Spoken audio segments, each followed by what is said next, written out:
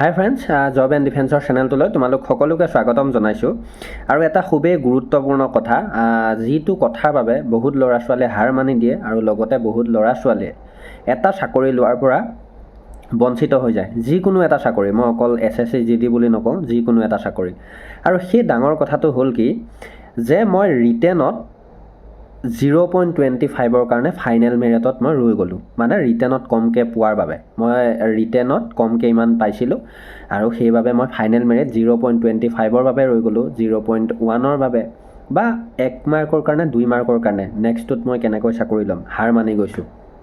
তাৰপিছতে চাকৰি এটা ধৰি লোৱা অসম পুলিচতো ৰানিং ফিজিকেলত মাৰ্ক কমি গৈছে, হাৰ মানি দিছোঁ। তো সেই ল'ৰা ছোৱালীখিনিৰ কাৰণে এই ভিডিঅ'টো হ'বলৈ গৈ আছে। তোমালোকে পাৰিলে শ্বেয়াৰ কৰি দিবা মটিভেশ্যনৰ বাবে লগ বন্ধুলৈ, আৰু ভিডিঅ'টো চাবা শেষলৈকে। কথাখিনি এনেকুৱা, বিশেষকৈ মই SSC GD টপিকটো ল'লোঁ যে আমাৰ এইবাৰ 2025ত ফাইনেল মেৰিট আউট হ'ল আৰু বহুত কমেণ্ট আহিছে যে দাদা মই একদম 1 মাৰ্কৰ কাৰণে ৰৈ গ'লোঁ, মোৰ একদম মানে মনটো বিৰাট বেয়া, মই ৰিকভাৰী কৰিব পৰা নাই, পঢ়াত মন নবহে, কিদৰে চাকৰি ল'ম এতিয়া যদি মই পঢ়িবই নোৱাৰোঁ। ফাৰ্ষ্ট কথাটো হ'ল, তুমি এখন যুদ্ধত নামিছা। 1 নম্বৰ একদম নৰ্মেলকৈ বুজাই দিছোঁ যে তুমি এখন যুদ্ধত নামিছা। যুদ্ধত তুমি যুদ্ধখন তুমি কৰিব লাগিব। এতিয়া কথাটো হ'ল, কোনোবা দিনা তুমি হাৰিবও পাৰা, ঠিক আছে, হাৰি ধৰি লোৱা উলটি আহিলা, কিন্তু তুমি আকৌ কেতিয়াবা যুদ্ধত যাব লাগিব বা আকৌ যুদ্ধখনলৈ তুমি যাবই লাগিব।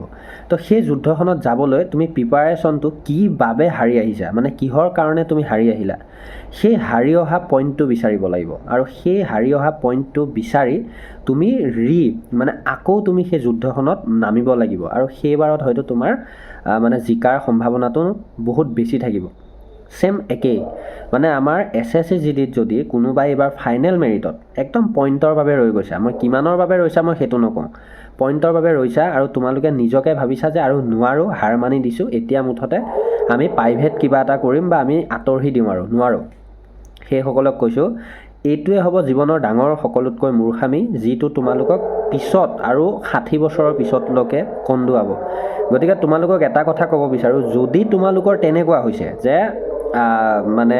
হাৰিলোঁ, ফাইনেল মেৰিটত আউট হ'লোঁ, এতিয়া কি কৰিম শুনা। এতিয়া কথাটো হ'ল, তোমালোকে যিসকলে ফাইনেল মেৰিটত আউট হৈছা তেওঁলোকে ৰিটেনৰ বাবে খুব ভাল এক্সপিৰিয়েঞ্চ আছে। মই যিমান দূৰ জানো তোমালোকৰ ৰিটেনত খুব ভাল এক্সপিৰিয়েঞ্চ আছে।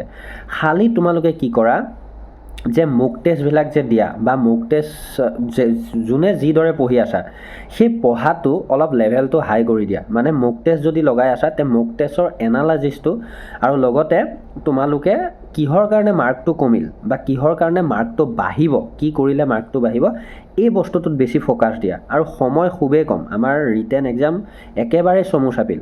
গতিকে সেইসকল কেণ্ডিডেট কৈছোঁ, হাৰ মানি বহি দিলে নহ'ব, তোমালোকে আগুৱাই যাব লাগিব। ছোৱালী হওক বা ল'ৰা হওক, বাদ দিয়া, সকলো বাদ দিয়া। এইকেইদিন তোমালোকে ৰিটেনটোত যদি ভালকৈ ফ'কাছ কৰা বা ৰিটেনটোত যদি তোমালোকে ভাল এটা স্ক'ৰ কৰি ল'ব পাৰা, পিছত তোমালোকে ৰানিং আৰু লগতে মেডিকেল ভাল হৈ গ'লে অহা বছৰ একেটা সময়ত তোমালোকৰ জব তোমালোকৰ হাতত থাকিব। গতিকে সেনেকৈ লাগা আৰু ভাল দিন সকলোৰে আহিব। ধন্যবাদ। আৰু এইটো এটা সৰু মটিভেশ্যন আছিল, হাৰ মানিব নালাগে, মাৰ্ক আহি যাব, খালি ভালকৈ পঢ়িলে হ'ল, টপিকবিলাক ক্লিয়াৰ কৰি গ'লেই হ'ল, যিকোনো এটা টপিক। গতিকে জড়িত থাকিবা জব এণ্ড ডিফেন্সৰ লগত আৰু আগুৱাই লৈ যোৱাত সহায় কৰিম। লগতে মইতো নজনা কথাবিলাক মই লোকৰ পৰাও লওঁ, মই তোমালোকৰ পৰাও বহু কথা শিকোঁ। গতিকে জড়িত থাকিলে আমি একেলগে আগবাঢ়ি যাম, ময়ো যিহেতুকৈ লাগি আছোঁ। ধন্যবাদ। জয় আই অসম।